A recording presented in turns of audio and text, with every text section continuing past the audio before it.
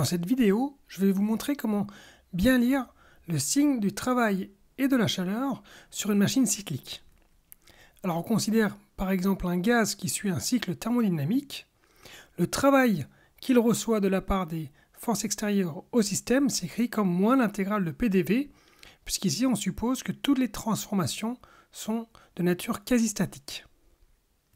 Alors ce travail va se décomposer en 4 parties. La première transformation, celle qui était la plus haute, que je note W1, qui ici est négatif et dont la valeur est représentée par l'air en bleu. Ensuite, la deuxième étape, le travail est nul, la transformation est isochore.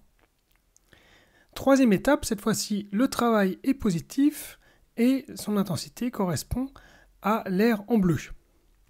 Et enfin, quatrième étape, encore un travail isochore d'intensité nulle.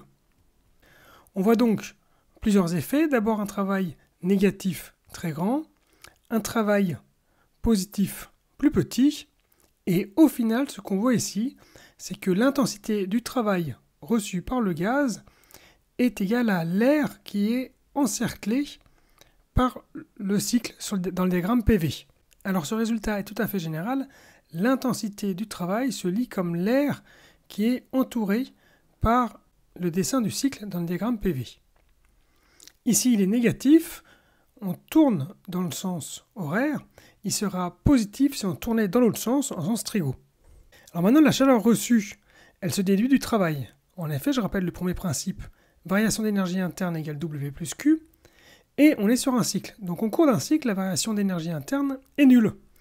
La chaleur est donc directement l'opposé du travail. Si le travail est négatif, la chaleur reçue est positive. Si le travail est positif, la chaleur reçue est négative.